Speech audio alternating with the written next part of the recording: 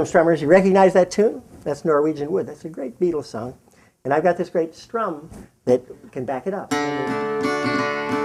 I once had a girl, or should I say, she once had me. She showed me her room. Isn't it good, Norwegian Wood? I can only play 30 seconds of that song in this freebie, but I'll save the song itself for later. But let me show you that strum I was using, because you could use that on this song or lots of other songs. Okay, this is that accompaniment. It's for songs in 6/8. You can also play it for things that are waltz time, because you can always think of a waltz as being half measures of 6/8. If you look at the strum diagram here, you'll see that we've got strums both in black and white. The white ones are what are called ghost strokes. That is to say, you move your hand, but you don't actually hit the strings, and so they're kind of silent. Although every once in a while, because you're still doing this, you can kind of dip the pick down a little bit, and you get a little bit of that stroke, and it kind of adds variety. It makes it interesting. So you notice that the first line of the pattern is just 2 measures here, 2 6-beat measures. The first line, I'm just playing downstrokes on the beats, on 1, 2, 3, 4. Then at 4, the end of 4, we have an upstroke that's not a ghost stroke. Then down on 5 and 6. All the other upstrokes are ghost strokes. So that sounds like 1, 2, 3, 4, and 5, 6. 1, 2, 3, 4, and 5, 6. 1, 2, 3, 4, and 5, 6. Now, because this is a waltzy kind of feel, you may want to make beats 1 and 4 be bass notes and have the others be strums, so that you get more like 1, 2, sorry, let me start. Since I'm playing a D chord, let me start on the 4th string as my bass note. So you get 1, 2, 3, 4, and 5, 6. 1, 2, 3, 4, and 5, 6. 1, 2, 3, 4, and 5, 6. Got that? Want to try that with me? Let me play it just a little bit slower, and you can do that with me if you weren't already. 1, 2, 3, 4, and 5, 6. 1, 2, 3, 4, and 5, 6. 1, 2, 3, 4, and 5, 6. One more. 1, 2, 3, 4, and 5, 6. Okay, so that's that first measure. The second measure, go whole hog, and you get to play all the up and downs. Now again, sometimes you can vary it a little bit by leaving out some of those upstrokes, but for the most part, what you're going to do is play 1 and 2 and 3 and 4 and 5 and 6. 1 and 2 and 3 and 4 and 5 and 6. Then pick out a note, a bass note on the 1s and the 4s, and have everything else be chords.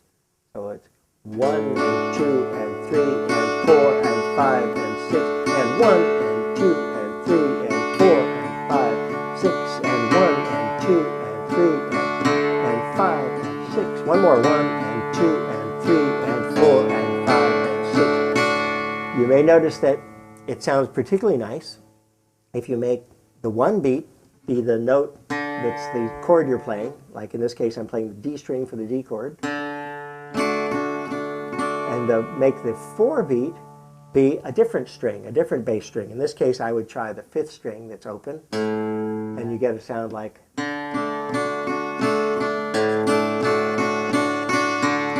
This is often called alternating bass, because it alternates between those 2 notes. It kind of makes the pattern feel longer. But it still has that waltz feel. It's still that boom, bop, bop, boom, bop, bop, boom, bop, bop, boom, bop. Okay, so if we put these 2 together, let's just recap. The first one was actually a little more complicated than the second one. First measure was 1, 2, 3, 4, and 5, 6. 1, 2, 3, 4, and 5, 6. 1, 2, 3, 4, and 5, 6. Still doing that same alternating bass. Oops, I didn't. But I'm still intending to do that alternating bass. 1, 2, 3, 4, and 5, 6. 1, 2, 3. One more time. Last time. 1, 2, 3, 4, and 5. Okay, let's do the first one and then the second one and alternate them. Okay? 1, 2, 3, 4, 5, 6. 1, 2, 3, 4, and 5, 6. 1 and 2 and 3 and 4 and 5 and 6. Again. 1, 2, 3, 4 and 5, 6. 1 and 2 and 3 and 4 and 5 and 6. 1, 2, 3, 4 and 5, 6. 1 and 2 and 3 and 4 and 5, 6. 1, 2, 3, 4 and 5, 6. 1 and 2 and 3 and 4 and 5, 6. Last time. 2, 3, 4 and 5, 6. 1 and 2 and 3 and 4 and 5, 6. So this can be used for all kinds of songs in waltz time. For instance, as I sat down one evening within a small cafe. Now, if you're really interested in learning the rest of this song, which is terribly interesting, about the frozen logger. This is a logger who was so manly that he stirred his coffee with his thumb, not a spoon. Okay, but why did we learn this pattern? We learned it really because of Norwegian wood. So how does it fit with Norwegian wood? It fits great. Listen.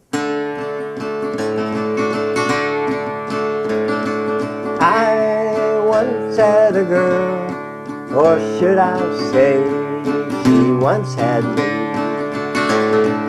She showed me her room. Isn't it good? Norwegian wood. Fits everything, chords and all. If you want to learn more about that song, we've got a whole lesson on it over at rhythmstrummer.com. We'd love to see you there.